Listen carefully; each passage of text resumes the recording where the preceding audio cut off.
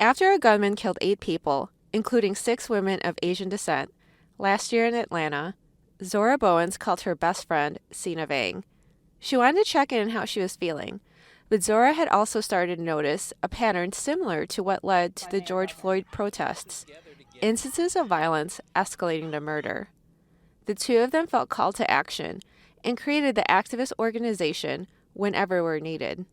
They sat down together in conversation to reflect on the impact they've had since organizing their first rally and the work that still needs to be done in the latest story in DPTV's and WDET's AAPI Stories. So how did you feel last year and the year before when all of this tension started building up around hate towards the Asian community? I honestly felt very desensitized to it. You know, of course, when it became like an ongoing thing, it was shocking, but I think that naturally, like, it's so easy to just become desensitized to hate crimes that everyone, you know, witnesses on a daily basis. But I feel like it wasn't until you had called me that day where you brought it up to my attention, and that's truly what inspired me to feel that we should do something. Like, that's when I felt called to action, because if my friend who isn't Asian but is also a person of color can see something that I know exists and is kind of reminding me like, hey, let's do something, like, that for me was the push to get up and do something with you. Just, you know, you kind of, especially with social media, it's like a constant bombarding of things that are happening. But, you know, after the George Floyd protests kind of settled down and we started following the trials and everything like that. So the night before I called you, I actually got stopped by the police in Hamtramck, and I was so scared because obviously everything that happens with Black people and police interactions sometimes. And the police interaction was actually so nice. It was the most polite police interaction I've ever had. And that's when I realized, like, the work that we've done has maybe had an impact. And also I felt like my community was going to be okay. When I saw the news about the spa shooting, it felt like I had the capacity for it now. Like a divine message was happening. Like, we both just felt like this was like some divine, like, you guys need to do this kind of thing. Mm-hmm.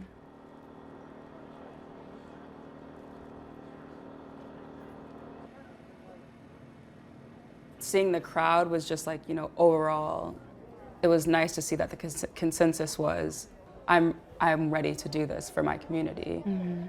And it was just an overwhelming number. Like, I did not think that many people were gonna be there. To be here gathered today in unity, but unfortunately for such a devastating purpose.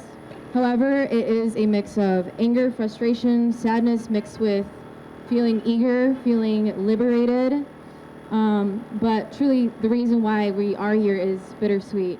It's a proud moment. I wasn't expecting it either. I remember, like, kind of standing on that, like, podium thing. It wasn't an actual podium, but just, like, looking into the crowd and seeing so many familiar faces and, like, faces we've never met before. But it was really nice to be able to bring so many people together that really cared about a cause, about, you know, stopping hate and just unity in general. It was definitely a big first time for a lot of the older generation there, and it was nice to have them come out, especially, like, when the older Asians have been, like, such a big target in all of the hate crimes. You and I, we just see each other as just two individuals just trying to give a platform, you know. But it was nice to be able to, you know, receive that recognition from the Asian community and be able to give back to them. One thing that I really want to note about the Atlanta shooting is that it really seems to parallel the Charleston church shootings in 2015 when hate crimes against Black people began to spike. The shooter was coddled and protected, just like now. Some things that stuck with me were, like, people talking about the history of, like, Asian people, Asian Americans in this country, and just, like, the contributions. And like, really, it's a problem because we really are not taught a lot about Asian American history in our classes, and like how long Asian people have been in America and what they've done, you know, to help build this country. I feel like the Asian American community's place in America and in our minds has not been solidified that they belong in America because we're not taught that they've been here forever. It does not matter who you are, where you are, and where you come from, or what you believe in. We all want the same thing at the end of the day. We want peace, we want love, we want acceptance, we want respect, and we all strive for a better world. Thank you.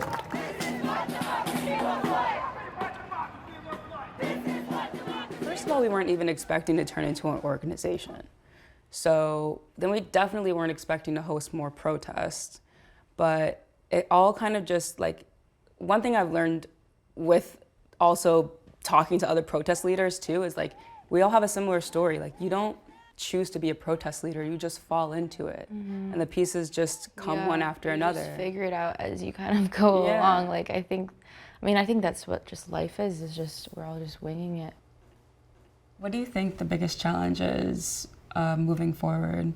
I think that a big challenge is getting people to stay involved and to stay engaged, because there's always so many ongoing things happening in the world. You know, like I said, it's easy to become desensitized, but how do we find, you know, other activists, or how do we change like the hearts, the minds of people who like only see like tunnel vision?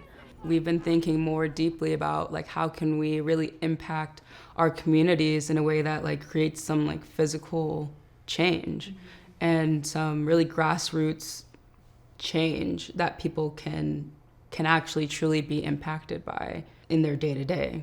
When you have so many emotions in the beginning of a protest, like everyone's talking about it, and you protest and you feel good, and you protest again and you feel good, and then, you know, the protests die out and it's like people tend to forget. Exactly. Like, how do we continue to channel like the anger and the frustration? You know, just because you don't hear about it anymore doesn't mean it's gone away. Right. So like, what I want to do is to give it relevancy. So this is where it all started a year ago.